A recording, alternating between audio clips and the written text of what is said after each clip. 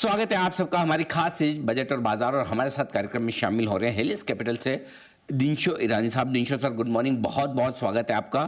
धन्यवाद हमें समय देने के लिए। बाजार पर बात आपसे बाद में करूंगा, पहले बजट पे करूँ।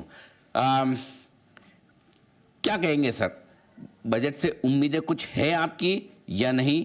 ठंडा बजट रहने की उम्मीदें हैं या कुछ वाकई में बजट में बड़ा हो सकता है? कहीं ऐसा तो नहीं कि इस बार बजट की चर्चाएं कम हो रही, संडे को बजट है इसलिए लोगों का इंटरेस्ट ही खत्म हो गया? धन्यवाद आपका शुभ नामांकित करने के लिए और आपके दर्शकों को वेरी गुड मॉर्निंग। तो एक्चुअली अनिल जी, हम हमेशा ये पहले बोलते थे कि बजट का इम्पैक्ट नहीं होना चाहिए बाजार पे। बजट तो एक गवर्नमेंट की वो है वे फॉरवर्ड की क्या करने वाले क्या नहीं, इसलिए ज्यादा इम्पैक्ट नहीं होना चाहिए। लेकिन इस बार हमें ऐसे लग रहा है कि बजट को ही इम्पैक्ट करना चाहिए मार्केट को, क्योंकि अभी जिस हिसाब से जिस ओहदे पे हमारा बाजार है आज की तारीख में, जिस लेवल पे है, मुझे लगता है कि एक पुश चाहिए हमें सेंटर से, गवर्नमेंट से थोड़ा आगे करने को मार्केट को। आप देखिए लास्ट ईयर हम शायद इमर्जिंग मार्केट में शायद एक अकेले मार्केट थे जो इतने नेगेटिव थे पूरे साल में। आई मीन डॉलर की बात करें तो आई थिंक 24 में से 20वां रैंकिंग आता था। और इस बार तो आप देखिए ईयर टू डेट हम शायद अकेले हैं जो इतने बड़े नेगेटिव हो रहे हैं अभी मार्केट में। हम शायद वर्स्ट परफॉर्मिंग मार्केट है पूरी दुनिया में आज की तारीख में। इसलिए हमें लग रहा है कि बजट की तरफ से एक जरा धक्का चाहिए। और काफी है, गवर्नमेंट का हौसला काफी है जो कर सकते हैं पुश करने को। और जो आपने बोला संडे को है, मुझे नहीं लगता कि संडे एक्चुअली हमारे लिए तो मंडे ही हो गया, क्योंकि मार्केट चालू ही है और पहला दिन है हफ्ते का। तो हम तो ऑफिस चालू रखे हैं और बिल्कुल ऑफिस में आने वाले हैं, तो we are very enthusiastic this time around. Okay, तो ये है आपके लिए बजट पर। बढ़िया बात ये भी है जो दिनशो सर ने कहा कि बजट का तो बाजार पर असर होना भी नहीं चाहिए, इसे पॉलिसी डॉक्यूमेंट की तरह देखे ज़्यादा बढ़िया है। लेकिन कैपिटल मार्केट में हमेशा उम्मीदें रहती कि इस बार कुछ होगा, इस बार कुछ होगा। वैसे तो पिछली बार ही कैपिटल गेन टैक्स को लेकर काफ़ी रैशनलाइजेशन हुआ है, लेकिन जैसे डेट मार्केट चाहता है कि थोड़ा रैशनलाइजेशन हो, एफआईज भी चाहती है कि उनके टैक्स वैक्स को थोड़ा देखा जाए। क्या उम्मीदें हैं, क्या चाहते हैं लोग और क्या कुछ होने की संभावना है सर? उम्मीदें तो बहुत है पर संभावनाएं कुछ ज्यादा लगती नहीं है। लेकिन जो हमने हमने सोचा है पहले, जो हमने लगा कि किस हिसाब से ये बजट एक ट्रेंड सेट करता है मार्केट के लिए, कर सकता है। एक चीज तो है कि आई थिंक हमारा जो फिस्कल प्रूडेंस है वो थोड़ा एक साल के लिए हमें थोड़ा साइड में परे रखना पड़ेगा। क्योंकि हमें लग रहा है कि अभी आज की तारीख में, क्योंकि प्राइवेट सेक्टर का इतना पुश नहीं आ रहा केपेक्स में, तो एक गवर्नमेंट सेक्टर पुश चाहिए हमें केपेक्स में। लास्ट बजट में आपने देखा था एम्प्लॉयमेंट पुश था, केपेक्स पुश इतना नहीं था, क्योंकि उनको अपना डेफिसिट मैनेज करना था। अनफॉर्चुनेटली लगता है इस बार मैनेज कर भी लेंगे वो, क्योंकि डिस्पाइट जीएसटी रैशनलाइजेशन के वो मैनेज कर लेंगे। लेकिन इस बार थोड़ा हमें ऐसे लग रहा है कि फिस्कल प्रूडेंस साइड में रखिए। अपना जो हमारा जो लैंडिंग पाथ था, जो हमारा फ्लाइट पाथ था, वो थोड़ा हमें थोड़ा डिटूर लेना पड़ेगा वहां पे।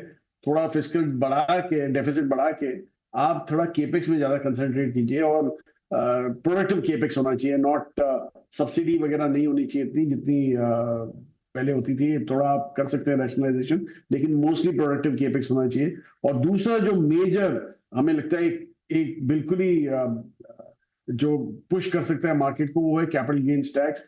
पिछली बार रैशनलाइजेशन किया था लेकिन वो इतना बढ़िया रैशनलाइजेशन नहीं हुआ था, हमारा उल्टा इक्विटी की तरफ थोड़ा बढ़ ही गया था। तो हमें लग रहा है कि एक आपको इंडिकेशन देना है वर्ल्ड को, तो आप शायद ये कर सकते हैं कि लॉन्ग टर्म कैपिटल गेन्स हटा दीजिए, शॉर्ट टर्म भले रखिए, बढ़ाना है बढ़ा दीजिए वहां पे, लेकिन लॉन्ग टर्म हटा दीजिए। और दूसरा, आपको अगर न्यूट्रलाइज करना है अपना जो लॉस होगा आपका रेवेन्यू का, उसको न्यूट्रलाइज करने के लिए आप शायद एसटीटी बढ़ा दीजिए। और अगर जो आपको एफआईएस के ऊपर ज्यादा एसटीटी बढ़ानी तो उनके ऊपर ज्यादा बढ़ा दीजिए, और डोमेस्टिक के ऊपर कम बढ़ानी तो वैसे कीजिए। वैसे आप डिफरेंशिएट कर दीजिए।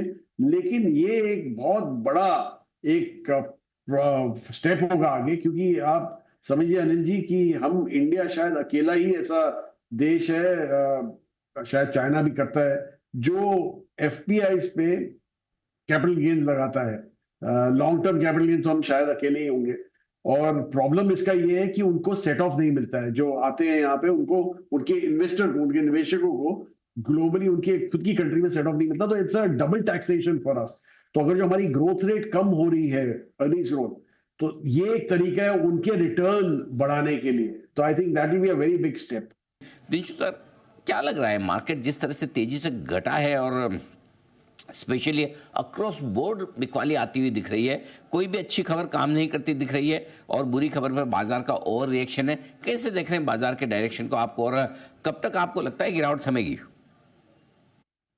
कहा कि हम प्रॉब्ली सबसे वर्स्ट परफॉर्मिंग मार्केट है ये ईयर टू डेट में, जबकि महीना खत्म नहीं हुआ है। और दूसरा जो हमारा रुपया जिस हिसाब से टूटा है, आई थिंक वो इटसेल्फ एक इंडिकेशन दे रहा है। और एक्चुअली जो एफआई है वो डर जाता है ये ऐसे शार्प करेंसी मूव देख के। आप सोचिए ईयर टू डेट, मतलब ये जो 20 एक दिन जो ट्रेडिंग के हुए हैं हमारे करेंसी मार्केट में, हम 2.6% डाउन है। एक्चुअली आप पिछले 25 साल की हमारी हिस्ट्री देखें, 25-30 साल की, तो डेप्रिसिएशन नॉर्मली रुपए का 3-3.5% होता है। तो आप सोचिए महीना खत्म नहीं हुआ है और पूरे साल का डेप्रिसिएशन आपको दिख रहा है हमारे रुपए में। वो एक थोड़ा कंसर्निंग चीजें होती हैं। तो इसके चलते मुझे लगता नहीं है आज की तारीख में एफआई आएगा, जबकि हमारे मैक्रोज और माइक्रोज दोनों इंप्रूव हो रहे हैं। वर्स्ट जो आपने देखा वो हो गया, और अभी आगे चल के इनफैक्ट जो दिसंबर के क्वार्टर के नंबर भी आ रहे हैं वो काफी अच्छे नंबर है, कोई खराब नंबर नहीं है बिल्कुल भी। और वैल्यूएशन देखिए आप, प्रॉब्ली एक कम एक लेवल पे, ऐसे लेवल पे पहुंच गए जो शायद हमारे 10-15 साल का एवरेज है। जबकि 10-15 साल पहले चीजें बहुत अलग थी, लेकिन फिर भी हम 10-15 साल के एवरेज पे पहुंच गए ऑन वैल्यूएशंस।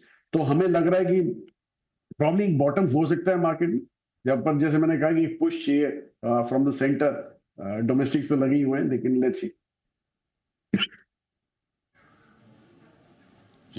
बिल्कुल ये बात सही है कि रुपए की गिरावट भी एफआईज को थोड़ा परेशान करती हुई दिख रही है और उन्हें लगता है कि जो पैसा लगा रहे हैं वो तो बिल्कुल मामला ढीला हो ही रहा है। इस गिरते बाजार में काफ़ी कुछ स्टॉक ऐसे हैं कमज़ोर हो गए हैं, काफ़ी सेक्टर्स कई महीनों के निचले स्तरों पर चल रहे हैं।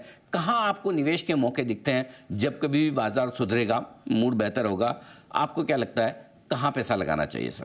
हम तो एक्चुअली जो कैश आता है वो डिप्लॉय करते रहते हैं, क्योंकि हमें लग रहा है कि ऐसा लग रहा है कि ये बाजार एक लेवल पे आ गया जहां से अभी एक ऊपर की तरह ही मुंह आना चाहिए यहाँ पे, लेकिन जैसे एक धक्का चाहिए यहाँ से। लेकिन स्केप्टिसिज्म बहुत ज्यादा है दूसरा। और दूसरा आपने जो सेक्टर्स बोले, तो बीएफएसआई तो हमें वैसे ही बहुत बढ़िया लगता है। बैंकिंग में प्राइवेट सेक्टर बैंक्स जो कंज्यूमर फेसिंग है वो अच्छे लग रहे हैं। एनबीएफसीज जहां जहां करेक्शन दिखता है हम ऐड करते ही रहते हैं वहां पे। तो ये एक मेजर सेक्टर है। और दूसरी जो हमारे कंजम्पशन वाली स्पेस है, वहां पे भी हम रेगुलर अपने एडिशंस करते रहते हैं। मार्केट रिलेटेड जो प्लेयर्स हैं उनमें एडिशन करते रहते हैं। तो ये सब हमें लग रहा है कि एक अपॉर्चुनिटी है आपको दे रही है to get in the market at good levels. बिल्कुल ठीक बात है। तो ये है आपके लिए निवेश के बेहतरीन मौके भी। दिनशु सर, बहुत बहुत धन्यवाद आपका, आपने समय दिया और बाजार और बजट पर अपनी राय हमारे दर्शकों के सामने रखी। Thank you so much sir, बहुत बहुत शुक्रिया।